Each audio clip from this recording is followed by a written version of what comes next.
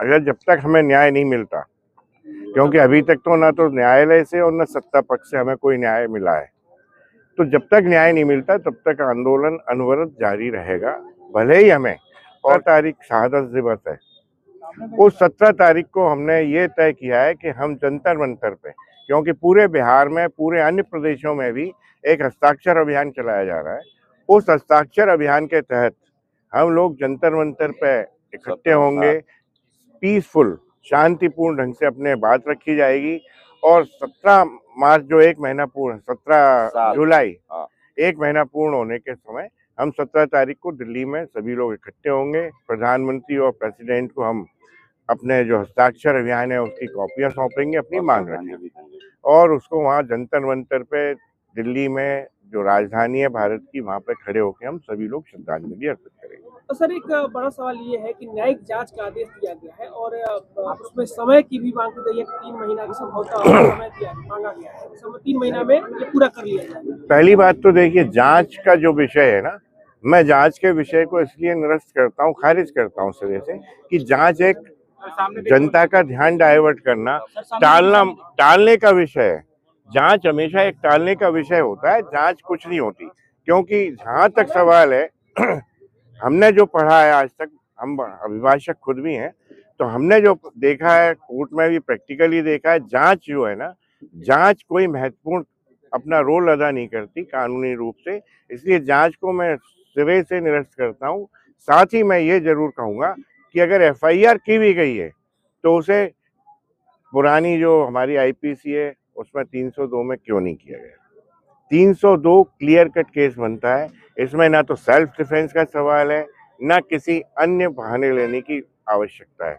302 का केस बनता है। मैं कहता हूँ ऊपर से, चोटी से लेके नीचे तक सारे पुलिस वाले इंक्लूडिंग एसपी, क्योंकि बिगर एसपी की अनुमति के कोई भी पुलिस ऑफिसर जो सबऑर्डिनेट है उनके, वो कोई भी ऐसा कृत्य नहीं कर सकता।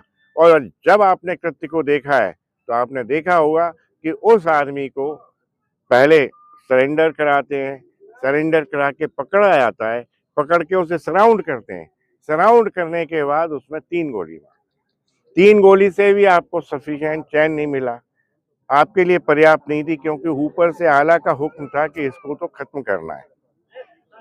आपने गाड़ी में बैठा के उसे 2 गोली और मारी, वो पोस्टमार्टम रिपोर्ट से क्लियर हो गया। तो इससे बड़ा ब्रूटल मर्डर केस और क्या हो सकता है।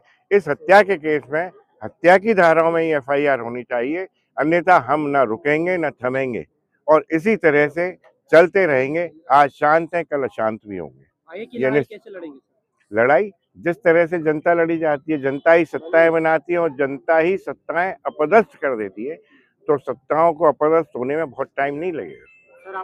कोई 302 का केस नहीं रजिस्टर्ड हुआ है, मतलब धारा 300 उसमें कहीं से भी नहीं डाली गई है। गाँव में उनका कुछ नहीं होगा, ये तो एक बहाना मात्र है। अगर वाकई में कोई कार्रवाई सत्ता को करनी थी तो पूरा एसपी से लेके और जितने पुलिस ऑफिशियल्स वहां मौजूद थे सबको सस्पेंड करके दूसरी जगह इनकी पदस्थापना करते, इनका हेडक्वार्टर दूसरी जगह निश्चित करते, उसके बाद एफआईआर करके इनकी जमानतें 302 में कम से कम होनी चाहिए। हत्या का प्रकरण दर्ज होना चाहिए सभी पे और ये भी स्पष्ट होना चाहिए किस किसने वहां पे कैसे कैसे गोली मारी, वो स्टोरी भी पूरी की पूरी सामने आनी चाहिए। वो पब्लिकली और वीडियो में दिखाई दे रही है। उसके पश्चात इनकी जमानतें निश्चित ही एंटीसिपेटरी किसी भी कीमत पे नहीं हो सकती, क्योंकि क्लियर कट पूरे देश में इसका रोष है, पूरे देश में दिखाई दे रहा है, सोशल मीडिया पे दिखाई दे रहा है कि इससे बड़ा हत्या का कोई केस नहीं हो सकता। जांच का विषय तो जनता को बरगलाना, होने अधिकारी आएंगे तो 100%। अगर कोई, इवन मैं कहता हूँ जांच हो, कोई अन्वेषण हो, कोई इंक्वायरी हो, कोई इन्वेस्टिगेशन हो, उस समय जो ऑफिसर उसके लिए जिम्मेदार हैं, रिस्पॉन्सिबल हैं, उत्तरदायी हैं, उनको कम से कम दूसरी जगह ट्रांसफर कर दिया जाए ताकि हस्तक्षेप ना हो सके। आप रोज देख रहे होंगे मीडिया पे, रोज ही स्टेटमेंट आ रहे हैं कि कोई ना कोई अधिकारी रात के समय चुपचाप से आता है। क्यों आते हैं आप? यहाँ क्या पे आतंकवादी इकट्ठे होते हैं? यहाँ कोई क्रिमिनल लोग आते हैं, अपराधी लोग आते हैं? बताएं ना आप, कौन अपराधी इकट्ठा हो रहा है, कौन से हथियार इकट्ठे किए जा रहे हैं? और आके धौंस देते हैं, उनको धमकाते हैं कि आगे की सब सारी प्रक्रियाएं बंद की जाए। क्यों बंद की जाए? आप किसके कहने पे कार्य कर रहे हैं? आप रात को आने की आवश्यकता क्या है? आपके पास आज ओकेजन या कारण क्या है, क्यों आ रहे हैं? Whether are you having any investigation, whether investigating the matter? नहीं, नथिंग इज देयर। कोई इन्वेस्टिगेट नहीं किया जा रहा मैटर को। जो उनने एफआईआर कर दी, एक बहाना बना दिया, उसके अलावा कुछ नहीं है। बल्कि 22 वर्षा आई कैन से कि वो हमारे इसके परिजनों को, भरत तिवारी के परिजनों को, और जो गांव के लोग हैं, विलेजर्स हैं, रस्टिक हैं, उनको डरा धमका रहे हैं। इसके अलावा कुछ नहीं कर रहे। तो उसकी हत्या और साथ में जो करप्शन हुआ है, शासन और सत्ता पक्ष ने सबने मिलकर किया है, उस करप्शन के खिलाफ ये आंदोलन होगा। और मेन हमारा जो इंटेंशन है कि एक ऐसे व्यक्ति की जो अपराधी नहीं था, जो पीड़ितों के लिए, दलितों के लिए लड़ रहा था, भ्रष्टाचार के खिलाफ लड़ रहा था, संविधान के तहत लड़ रहा था, न्यायिक प्रक्रिया का पालन करते हुए लड़ रहा था, उस व्यक्ति को जबरन हत्या की गई। और वो सामने सोशल मीडिया पे पूरे वर्ल्ड में वायरल हुई। इससे बड़ा कोई एविडेंस और हो नहीं सकता। इसमें हम हत्या का प्रकरण दर्ज करा के उनको सजा कराना चाहेंगे, और जिनने गोलियां मारी हैं, हम चाहेंगे कि उन्हें तो तुरंत फांसी की सजा होनी चाहिए।